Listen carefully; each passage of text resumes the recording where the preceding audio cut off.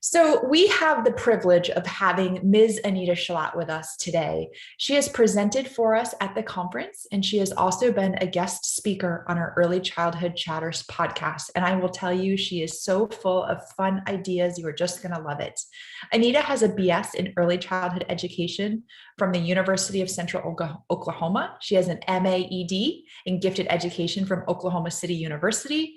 And with the help of her parents, upon graduating from UCO in 1974, they started Children's World Development Preschool in Edmond, Oklahoma. For 25 years, over 4,000 3 to 5-year-old children attended her preschool program. For most of that time, she was the owner, director, and a teacher. In 1985, she moved to the school and renamed it Gateways to Learning. And from 1992 to 1996, she hired a director and took a leave to teach kindergarten in the Edmond Public Schools. In the fall of 1996, she returned to serve as the director and teacher until closing her school in 1999. She is the author of the poem and children's book, Just Playing. She has 3 sons and a daughter, 2 stepdaughters, and 8 grandchildren.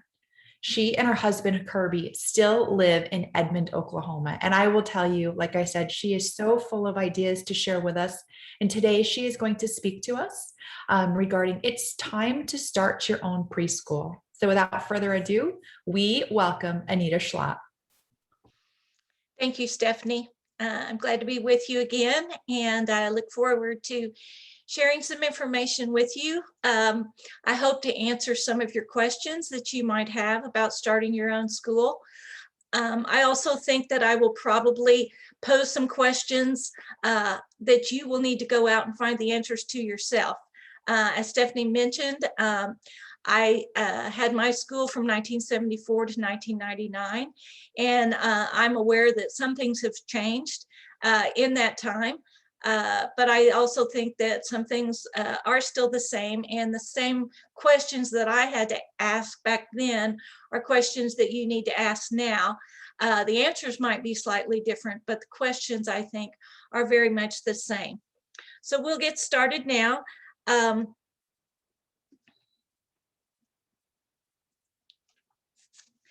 First off, I'd like to say that we have a lot of exciting things, I think, on the horizon with the legislation that is before Congress and the emphasis on universal preschool for 3 and 4-year-olds. This is not meant to be a political statement, but I do think that we can all agree that there are areas of the country where the opportunities for young children and families are not what we would hope that they would be. And so my hope is that with the income tax credit and some of these new proposals before Congress, we are going to see families have more options for their young children.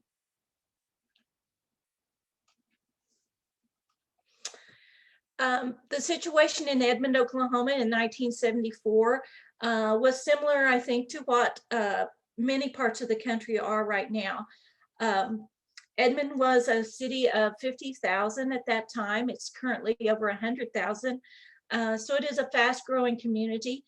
When I finished my degree in early childhood education, my mother was a member of the staff at the University of Central Oklahoma, and she supervised the preschool program laboratory school that they had there. She had also had a daycare in our home, had taught preschool, kindergarten, and 1st grade before she went to work at the university. And so off and on through vacation times and times when I was home from school, we often joked and talked about having our own school someday. And at that time, there were no other developmental preschool programs in Edmond except for the laboratory school. And at that time, many people in Edmond put their children on the waiting list for the preschool when they got pregnant, so that by the time they were 3 and 4 years old, there would be a place for them. So we knew that there was a need in our town. And so with me finishing my degree, we talked about for about 4 years what we would do and what kind of a school we would have. So that's the background to what we're going to talk about today. As I said, I understand that a lot of what I'm going to share with you took place back in the 70s. But recently, a family member of mine decided that they wanted to start a preschool. And so I sat down with them and we talked about some different things. And they were able to open a preschool. Sadly, it opened just about 3 or 4 months before COVID hit. And so they had to suspend the school because of that. But they did follow a lot of the things that we're going to learn today and that I'm going to share with you today. So let's get started. I think we need to start by asking some questions. And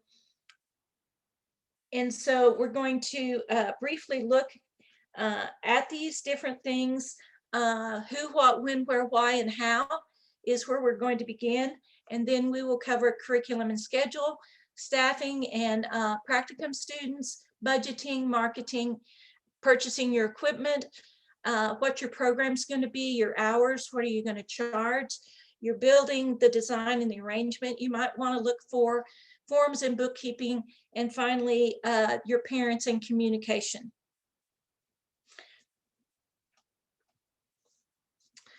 So who are you and why would you be interested in starting your own preschool? Who offers training in starting your own business? Who can support you in the process? We know from statistics that 20% of small businesses will fail in the first year, and 50% will fail in the first 5 years. And after 10 years, only 30% will have survived. So I feel very fortunate that my school was able to be a successful business for 25 years and to beat some of those statistics. And so I hope that some of the things I share with you today will help you have a successful business.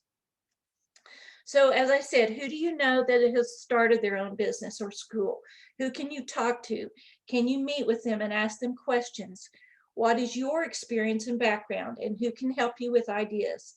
Is there a local vo-tech school like we have in Edmond now that offers classes on for entrepreneurs? In my situation, of course, I had my mother who had started a kindergarten in a church, had had a daycare in our home when I was a child. My father was a former business owner and professor of business management at the time that we started the school. He also has some woodworking skills that came in handy for building things that we needed. When I started the school, I was a newlywed who was married to a business major who had graduated in business. So he did our bookkeeping for free the first year. I felt well qualified and prepared by my education to teach the children, interact with the parents, etc. What I didn't have in my preparation were business classes on how to interview teachers, how to hire, how to budget, how to manage my personnel. Those things I had to learn on the job, and I made a lot of mistakes as I went along. So don't underestimate your need for a team of people who can advise you in the areas that you're unfamiliar with. Secondly, what kind of school would you like to have? Do you want a developmental school? Are you trained in Montessori and you want a Montessori school? Do you want an all-day daycare? Are you affiliated with a church and you want to have a church school or religious school? Do you want to have a purely private school? Are you going to look for government funding? Is your school going to be all day? Is it going to be half day? Are you going to have school year round? Is it going to be a traditional 9-month school and then offer a summer program possibly? So those are the kinds of questions you need to ask.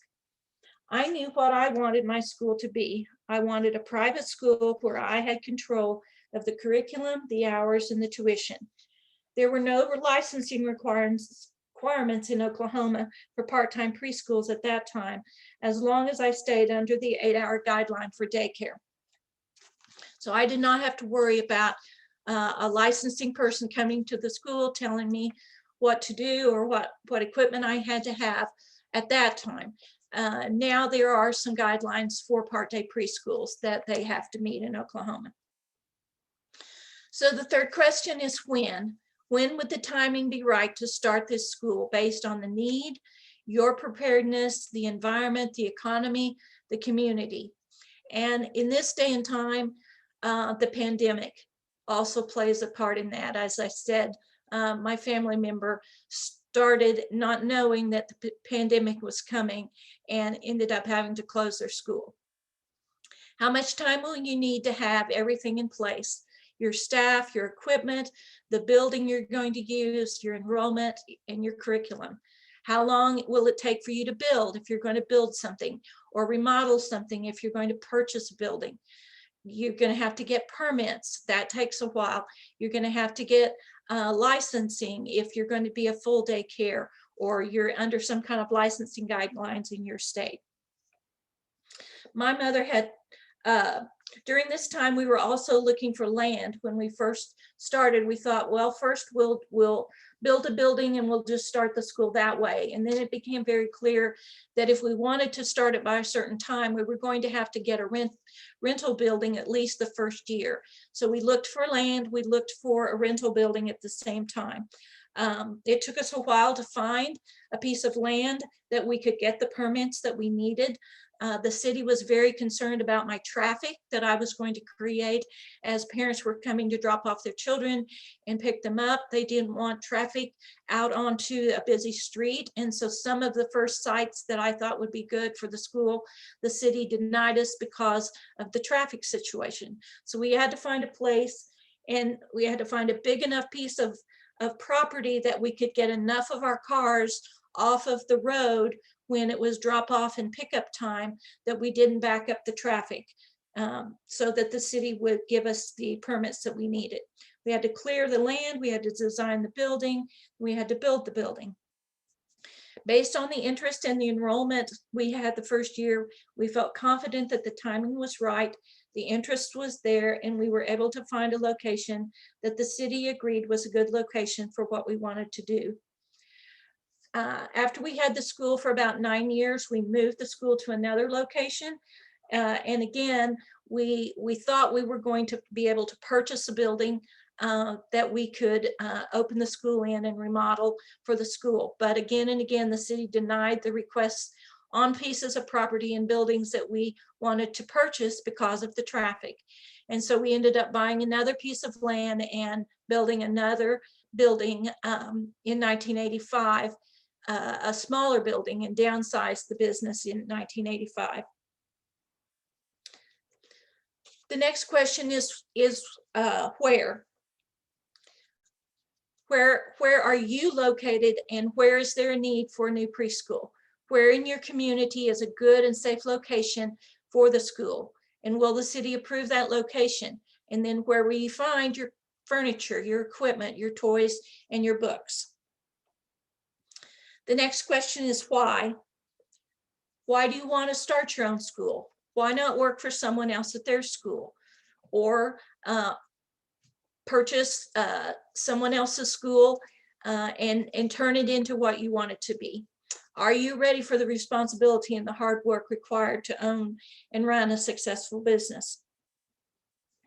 My mother had taught in public school, and I had seen the struggles she went through to be able to teach according to the developmental needs of her students. One year she had 32 first graders in one class with no help. Edmond was a fast-growing community with many young families, and the school system couldn't keep up with buildings and funding. Public school just wasn't what I had in mind at this time in my life.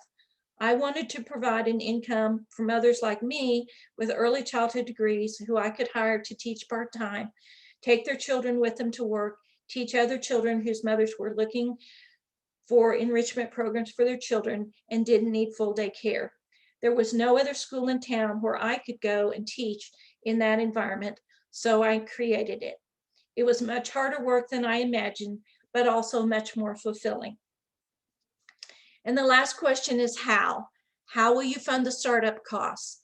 How will you find people to help you? How will you find a location, the land and the building? How will you find children to attend your school? How will you find your staff? I was fortunate to have parents and a husband that were supportive, had skills to offer to the effort, and helped make things happen. My parents borrowed the money to buy the land and build the building for the first school. The school was able to generate enough income to make the payments on the loan and pay salaries and expenses. In 1985, when I moved the school, my mother had left the universities to start a daycare program in conjunction with the preschool in the second and third building. My husband and I bought my parents out of the preschool at that time and changed the name to Gateways and relocated the school to a new location. I would like to say here that if your goal, which I would think it's not if you're attending this conference, is to make a lot of money, you don't want to start your own school. This is not a money-making proposition. Yes, you can make a living. Yes, you can have a salary. You can pay other people a good competitive salary, but you're not going to get rich having a preschool. If you are, there are certain people who have gotten into the business to make a lot of money, and they have made a lot of money, but I think it's very difficult to have the kind of quality program that I'm going to be talking about and make a lot of money in this business, because you just can't charge enough. Parents can't afford to pay enough that you're going to make that kind of profit. Okay, so let's talk about the curriculum and the schedule. As I said, the kind of school you want to have will determine the curriculum that you will choose or create. So this is the first and most crucial decision you should make. Whatever you're leaning towards, do your research and find out what other similar programs there are. Is there a need for a program like yours? Are there teachers who are trained and ready to be hired? For instance, if you want a Montessori school, is there a university or college in the area that does Montessori training for the teachers that you're going to want to hire? Do you want to purchase a franchise with a set curriculum, or do you want to design your own program? Be sure to investigate the regulations and requirements in your state and area. What are the staffing and training requirements? If you're wanting to get state and federal funding, what do those requirements look like? Then once these decisions are made, you can move on to what your hours and your schedule, and then what your fees are going to be and what you're going to need to charge to meet your budget needs. There are lots of resource books out there for teachers. You can decide if you're going to choose one of those curriculums that are available, or are your teachers each going to determine their own curriculum? Or are you going to set the curriculum as the owner, as the director? What kind of guidance and training and structure will you give your teachers? Will you hire early childhood certified teachers? And what credentials will you require and experience will you require? What are the training and certification requirements for early childhood teachers in your state? You need to investigate that. Will there be certain curriculum and training requirements for funding from the church, state, or federal government if you're seeking support from them? How will you explain your curriculum to potential enrollees' parents? They're going to want to know, what is your curriculum? What are you going to teach? What are you going to tell them their 3, 4, 5-year-olds will learn and be exposed to? How are you going to advertise that in your brochures, in your printed materials, on your website, through social media? And then what will your hours be? Will you target families looking for part-time enrichment programs or families looking for all-day quality care? Will you offer year-round school or only during the standard school year with optional summer program?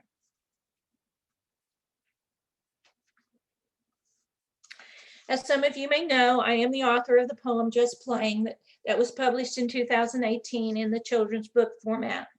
My first year of teaching, a parent asked me why they should pay for their child to attend my preschool when their child said all they did was just play. The poem came out of my need to communicate clearly with parents the importance of what we were doing each day, and that learning could be fun and didn't need to involve pencil, paper, and desks for 3- and 4-year-olds. That philosophy and our ability to communicate it to the parents was the driving factor in our success for 25 years. As the years went by, there were, of course, other preschools that came to town. We were competing against Montessori schools, church preschools, and other private schools. We always had to defend what we were doing and its value, and realize that not every parent wanted what we were offering, and that was okay. A few times when I tried to convince someone who wanted more structure, it did not end well. They put pressure on the classroom teacher and eventually left to attend a school whose philosophy was more in line with theirs. Next, let's talk about staff and the potential for student practicum students. So in looking at your staff, you're going to need to consider what your children who are going to be attending, what are their needs going to be? What are their ages? What are the demographics in your area? What ethnicities are there going to be? Are there going to be a high percentage of children who speak a different language? So you're going to need to bring that into consideration as you do your hiring. What are your goals? What are your parents' expectations going to be? What are the government guidelines going to be if you're going to be a government funded program? Are you going to offer programs for special needs children? If so, you're going to need to make sure your staff has training in that area. What kind of tuition and funding source are you going to have? What are the licensing rules going to be for the ages that you're going to have your school? And then what kind of space are you going to need for the different ages that you're going to serve? So under the, this is the biggest expense item that you're going to have for your staff. And so it's another one of the most important pieces of your financial puzzle. Having the right staff, teachers, and assistants will make your job as the owner and the director much more pleasant. I chose to advertise that my teachers would all be certified early childhood educators. Other schools advertised that they had certified teachers, but often if you dug deeper, you would understand that they were certified in art, music, special education, PE, elementary education, etc. I posted my open positions at the local colleges and universities who offered early childhood degrees and found this to be my best recruiting tool. I also hired the mothers of some of our students when I found out through the enrollment process that they were certified. They were drawn to the school because of their background, and often I could convince them to teach part-time, if not more. I could not offer the salaries comparable to public school teachers back then, but I could get some of those recent graduates and give them 2 to 3 years of good experience before many of them moved on to public school jobs. I used to get upset when they would leave, but then I realized it wasn't so bad to get new ideas and new blood every few years. I always had several who would stay longer and didn't need or want public school hours. They also like to be able to bring their preschool children with them for free, which I provided during those preschool years. And so I would keep them as teachers while their children were preschool age. And then after they got older, then a lot of them moved on to public school. I also offer paid vacation days and a school schedule that was the same as what their older public school children were having. From the beginning, I worked with the local colleges to offer practicum experiences for their students. I sent a letter to the early childhood department letting them know that my teachers were certified and that we would work with them to offer observation and teaching opportunities for their students. This takes some coordination, but is well worth the extra hands it provides in the classroom at no cost to the school. So as you can see on this slide, under the staff, you're going to need to decide, are you going to pay your staff hourly or monthly? What are their hours going to be? Are staff children going to come free or at a reduced rate? And then how many children are going to come free or at a reduced rate? What are your staff's responsibilities going to be? What age group do they prefer?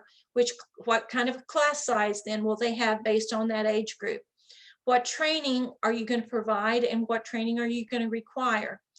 What's their educational background and what are their specialties? What experience have they had? What references do they have? You're going to want to check those references.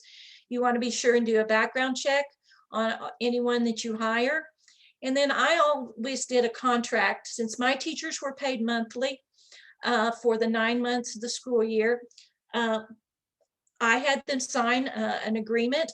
One time I hired a teacher whose husband was a lawyer and he challenged me on my contract and said it wasn't really valid and that I wouldn't be able to take it to a court if I wanted to.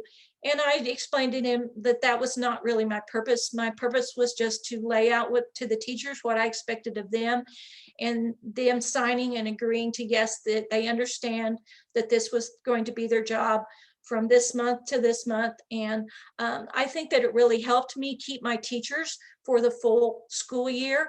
I know a lot of programs have a lot of turnover, and I think that that's not good for your program or for your business. And so I had my teachers sign a contract, and I very, very seldom had a teacher who left mid-year. And most of the time it was only because of a husband being transferred to a new job. Occasionally, in Edmond especially, they started the school year not knowing for sure how many kindergartners they were going to have, and often they were looking for teachers that first week of school. And so they knew that I had certified teachers, and so they would come looking to hire some of my teachers away. And I think the contract helped me. They were honored it, and they stayed. Many of them got offered kindergarten jobs, and they finished their contract and then went to the public school the next year. And so I think that that's important. And then you're going to need to want to know how to interview and how to screen.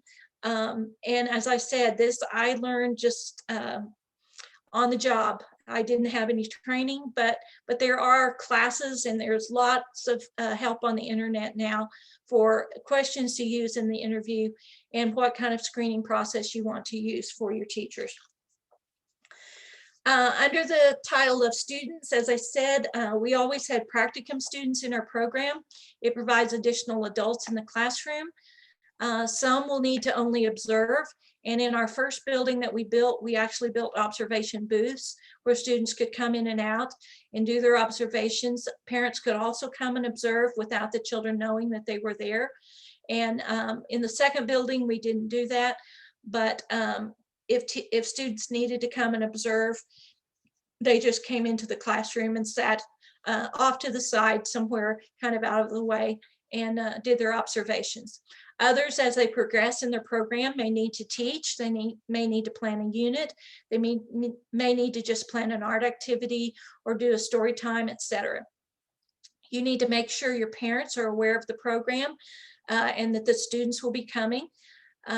You work with the local post-secondary schools to make them aware that you have this opportunity. And I found that they were very excited to know that they had a place to send their students. It was another choice that their students would have to see a different kind of a program than possibly Head Start or a full day daycare. They could come or a church school. They could see a private program and how it works.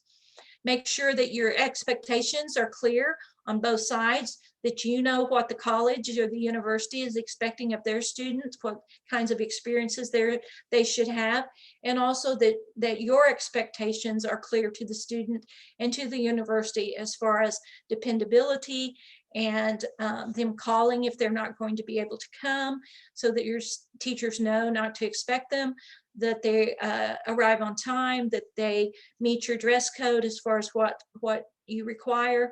And you want to make sure you have an orientation for the students so they understand what your program is all about and what you're trying to accomplish with the students and your philosophy.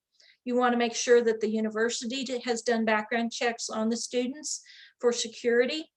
And also then be aware that these students are potential staff members in the future. If you get a really good student who comes as a senior and does a good job of planning and working with the students, it's possible that you would be able to hire that student in the next year. So this can work well for both sides.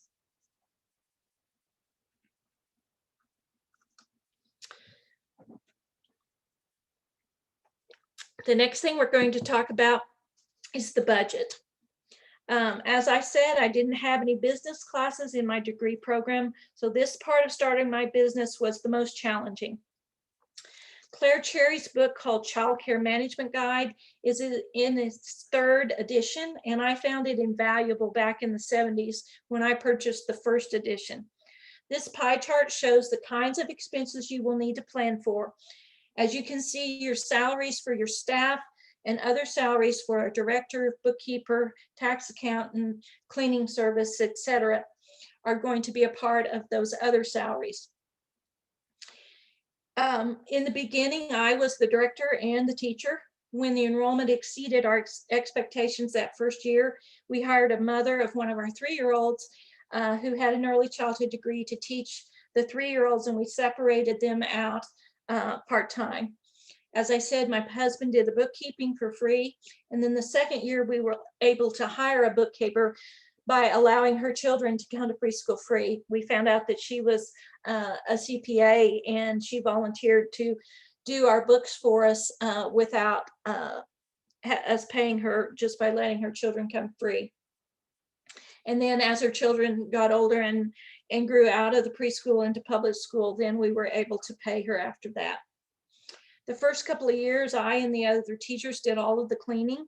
After that, I was able to find a couple who came in 3 days a week and cleaned, and then the teachers cleaned on the other days. We always had our children bring their lunch if they stayed through the lunch hour, and so we never prepared hot meals or needed a cook. We charged a non-refundable enrollment fee each year and bought most of our equipment and art supplies and teaching materials from that one-time lump sum. We started off with used equipment, bought new tables and chairs, and eventually added good quality climbing equipment, cubbies, dividers, and bookshelves. That way our monthly tuition could go toward the other expenses. We also had the option for parents to sign up to bring snack once a month, which helped with our food costs. We kept our marketing budget low and found that word of mouth was our best form of advertising. Happy parents tell other parents about their child's school. We wanted to be affordable to the parents in our community, so we tried to keep our tuition low. We monitored what other schools in the area were charging as new schools came into town and kept our rates somewhere in the middle. One year, I didn't raise the tuition, and we were the cheapest in town. Believe it or not, that hurt our enrollment that year. Parents don't want to tell their friends they're sending their children to the cheapest school in town, it seems.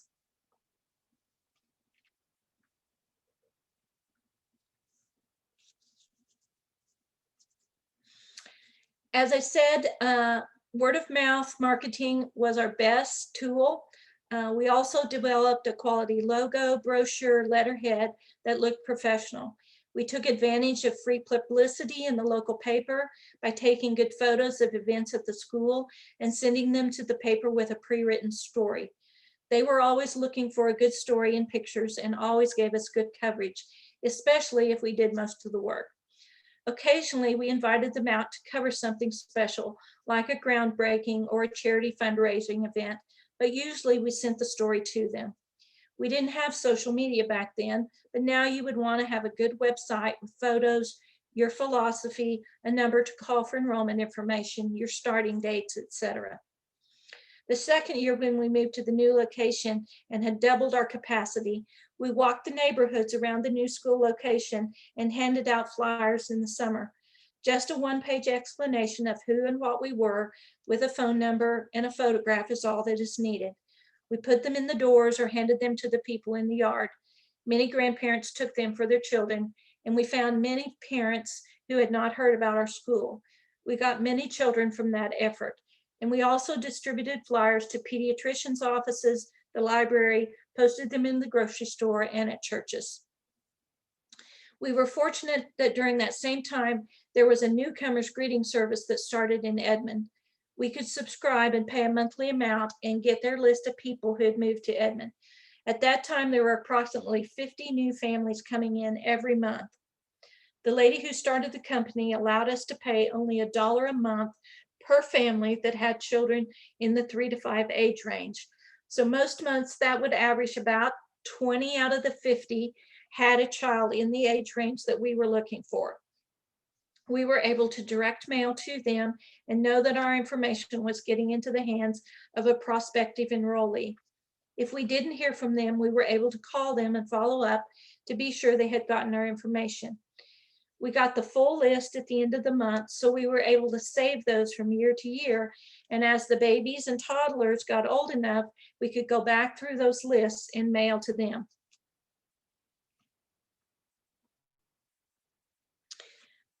We also did a float in the 4th of July parade in town. Edmond has one of the largest and longest standing 4th of July parades in the state of Oklahoma. We gathered up children from friends and family members the first year and did our float and rode through the town. The next year, we asked parents of some of our students to let their children ride in the parade. This gave us some visibility and drove potential students to our school.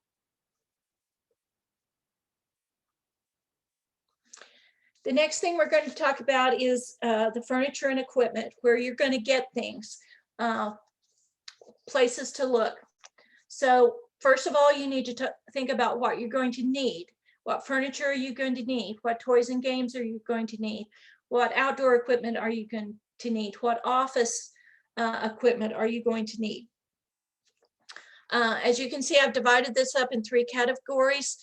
As I said before, we put a lot of money into our tables and chairs. The very first year we bought good tables and chairs. They lasted us for over 25 years, and we sold them for probably close to what we paid for them 25 years later. So that was a good investment. My dad built the cubbies for us the first year, and then we used those for a couple of years, and then we're able to purchase ready-made lockers. Shelving, he also helped us with the shelving, built the first few years we used cinder blocks and boards for our shelving. And then slowly we were able to purchase unfinished shelving that we painted or varnished. Dividers, pegboard screens and dividers. My dad built some of those. We got our office furniture from the surplus stores, the school supply. Surplus is a good place to look for adult chairs and file cabinets and that kind of thing.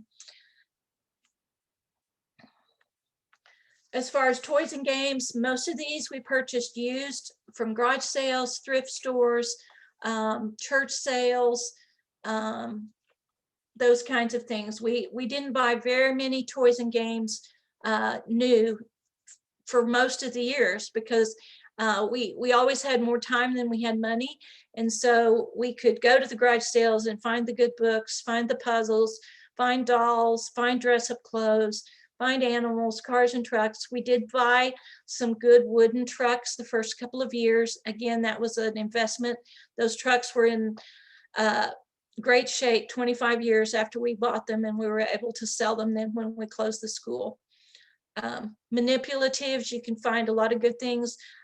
Recently, I've been going to Goodwill to get toys for my grandparents, and I happened to hit it when I think a teacher retired, and every week I would go and there would be more kinds of manipulatives and things in boxes that were these nice clear plastic boxes, and they were all labeled, and all the things inside of them were things that a kindergarten teacher would have used in her classroom. And so I snapped those up for $1 a piece, and it was a great find.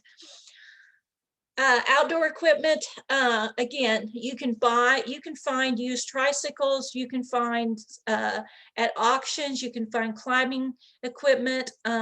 We got a lot of our outdoor equipment from other schools that were closing. We watched the newspaper back then. Now you would go online and watch for auctions and sales of schools that are closing, churches that are having sales. And you can get a lot of that outdoor equipment for about half what you'd buy it for new. You can make your own water table. My water table the first several years was a plastic swimming pool on top of a round table that my dad built with short legs, so that it was just the right height for the children to reach in. And we used it for water, we used it for sawdust, we used it for sand, and it worked great. And was probably cost us maybe $10, where you would spend a whole lot more than that for. And we did eventually get a ready-made water table that we used, and a low little sand table, sawdust table that we had.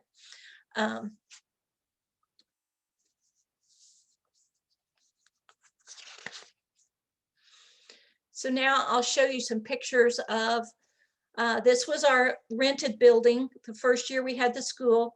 As you can see, the tables and chairs that we bought were the nice round Formica top tables. the nice school chairs.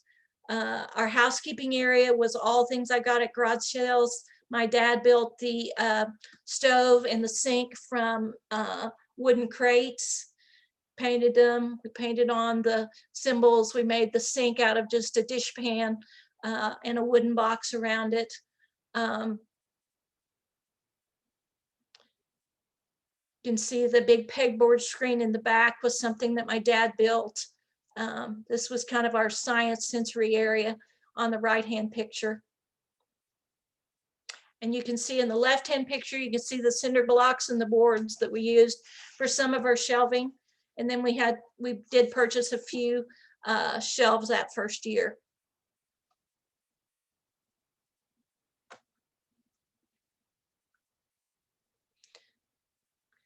Oops, sorry. Okay, so this was the second year in our new building, our first new building. You can see our block area. We have some of the just cardboard blocks that we started out with.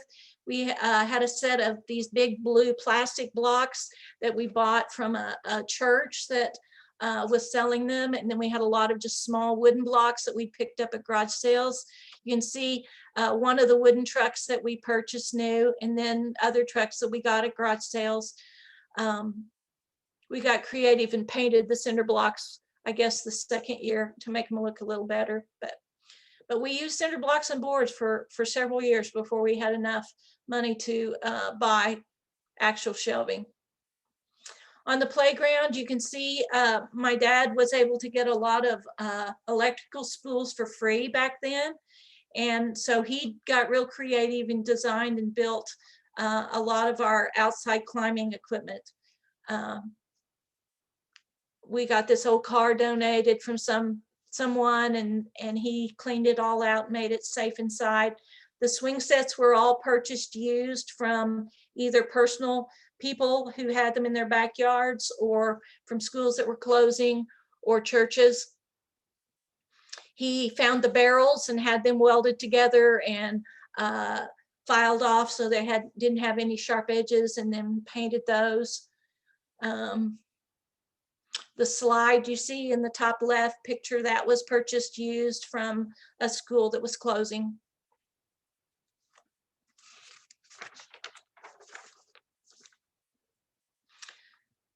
So by 1985, we moved to our third location, our second building that we built. And you're going to see a few more things that were purchased from school supply. This ladder box I purchased, actually purchased it about the 5th year I think we had the school. And the rungs on the ladder got worn out and had to be replaced. But other than that, it was in really good shape 25 years after we started the school. The rocking boat, I purchased that one used from a school. This outside climber on the bottom left, I bought that new. That was a hexagon shaped outdoor climber that had panels around the sides. It had a basketball goal on one side. The slide came off of one side. It had a rope ladder net that they climbed on one side.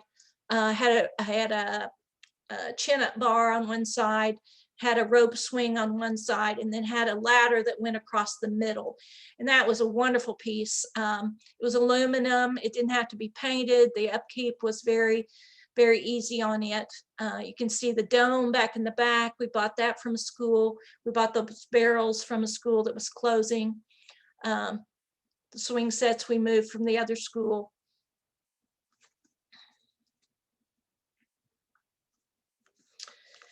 Okay, step 7 is your program hours and your program and your tuition.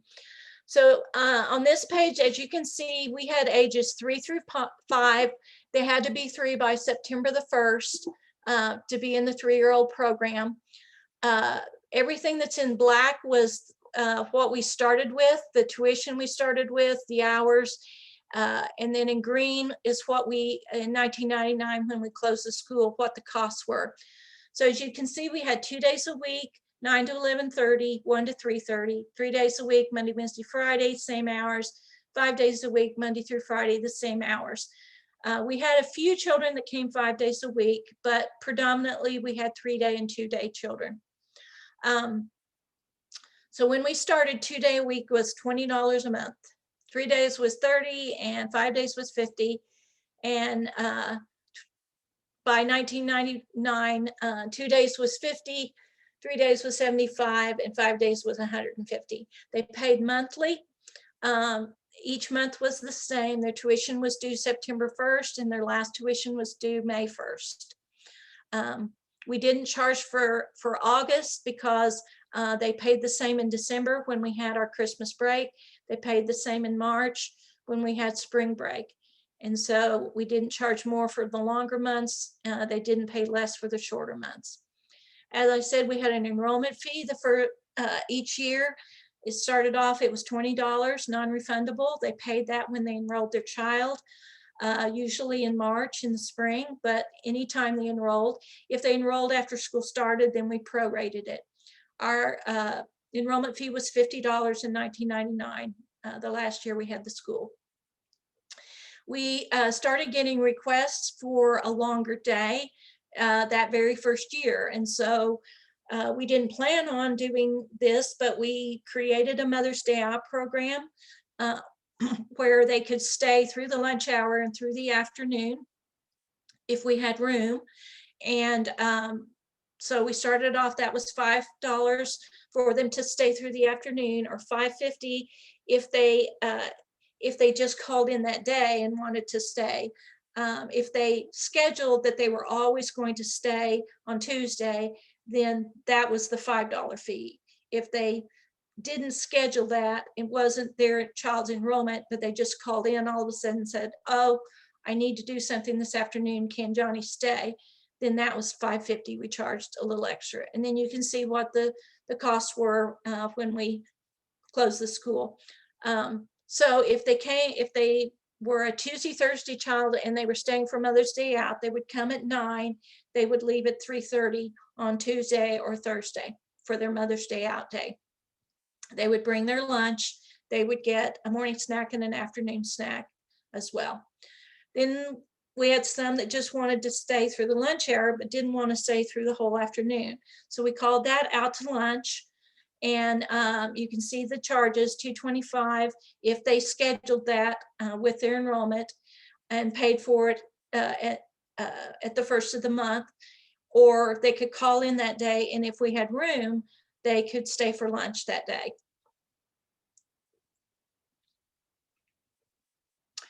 Let me stop a minute and see if anyone has any questions on the schedule right here.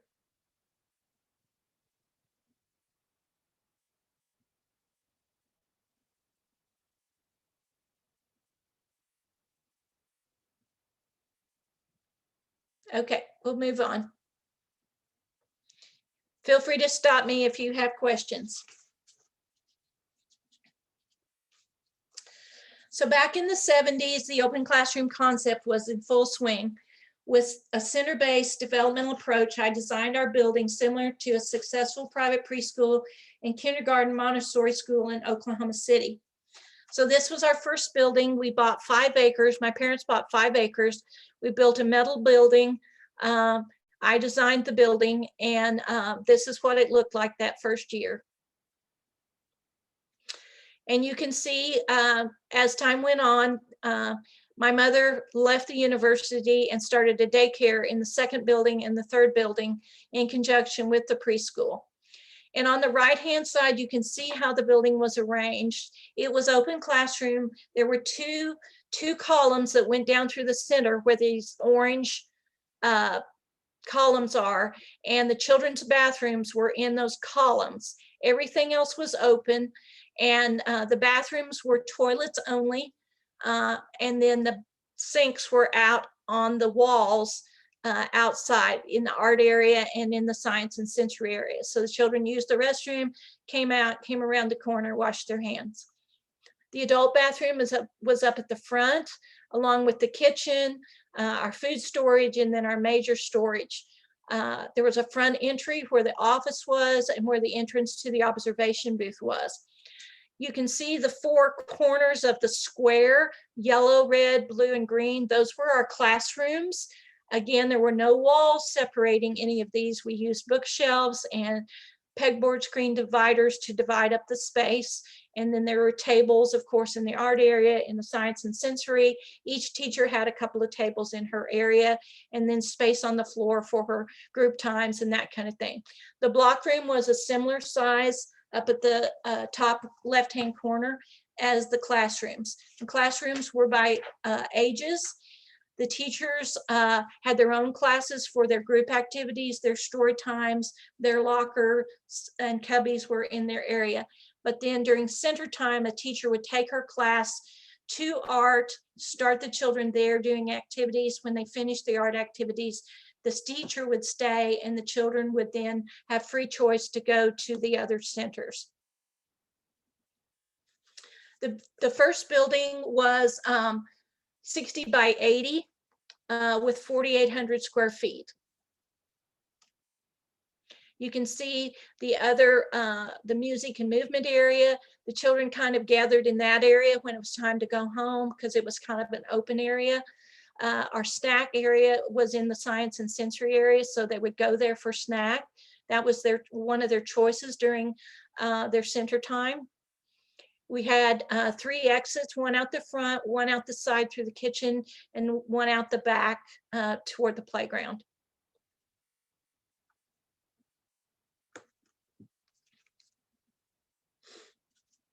So this was our second building that we built. As you can see, it's more standard construction, brick. It was a brick building. You can see we built it with an open porch, and we also built it with a patio on the side. And then in a minute, you'll see that we later closed those spaces in for more space. This building was about 60 by 60 before we added on or built in the porch and added the side room on the side. We were required to do commercial construction when we built it, so we had to do metal studs, and we had to have all of our electrical meet the standards for commercial. So now you can see on the left, the building's closed in. The porch, we used that. We had a lot of our cubbies on the porch to get those out of the rooms to give more space. Excuse me. And then that's where the children sat when we were putting them in the cars when it was time to go home. And then the teacher got them out of their cars and they came in through that way. As you can see, it's arranged very similar to the other building. We started off with just green room, red room, and blue room, and then ended up adding a 4th room, which was the yellow room on the side when we closed in the patio. The kitchen, teacher's restroom, storage, and office were in the right-hand, lower right-hand, lower right-hand corner in the orange. Again, the restrooms are on the center, and they were toilets only. The sinks were out in the art area on the wall.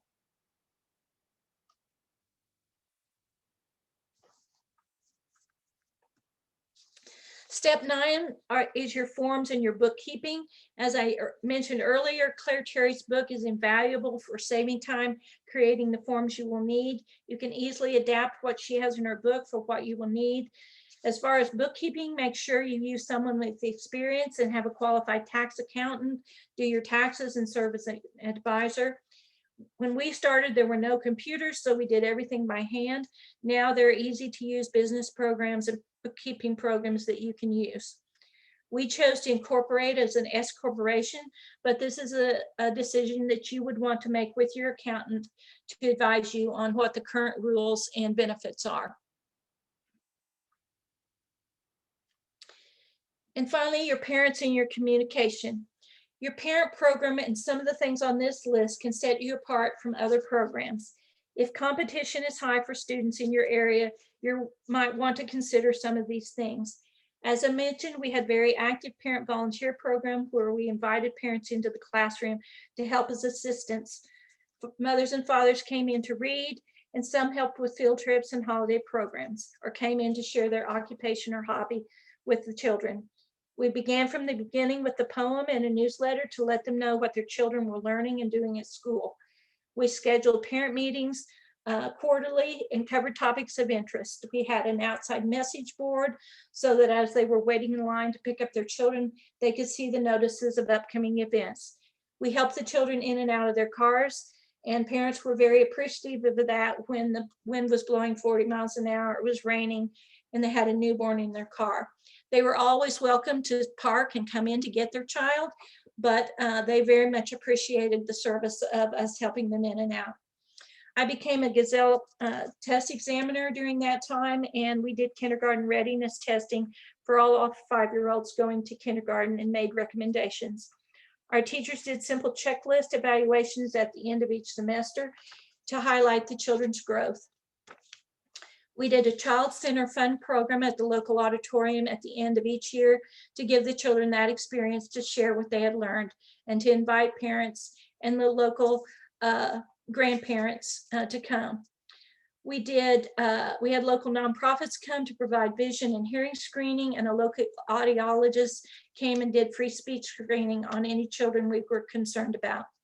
We contracted with a photographer to do pictures in the fall and class pictures in the spring. And as you can see, we did school t-shirts and book bags with the school logo for parents to purchase.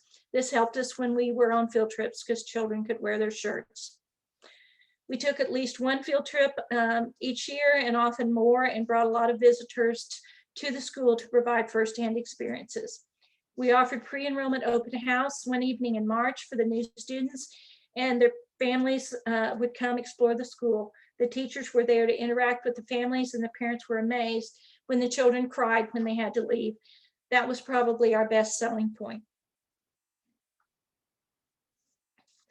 In 1987, I hired a director for the school when my 4th child was born.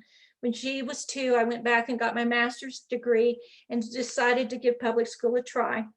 I taught kindergarten, as Stephanie said, for 4 years in Edmond, and then returned to be director of my school for 3 more years before we closed.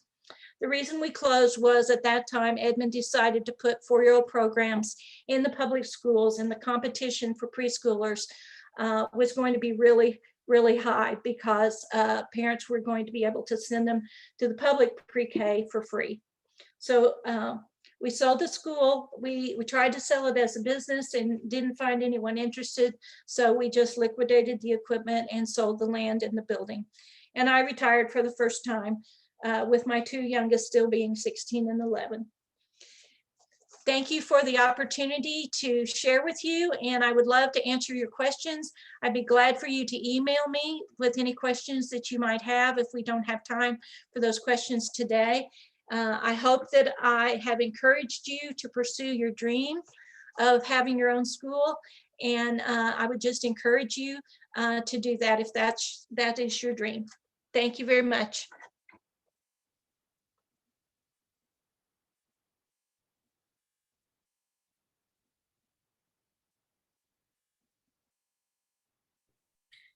Wow, Anita, you gave us so much information and just so much relevant information for our time now and things to consider when, having that hard conversation with yourself about opening a preschool.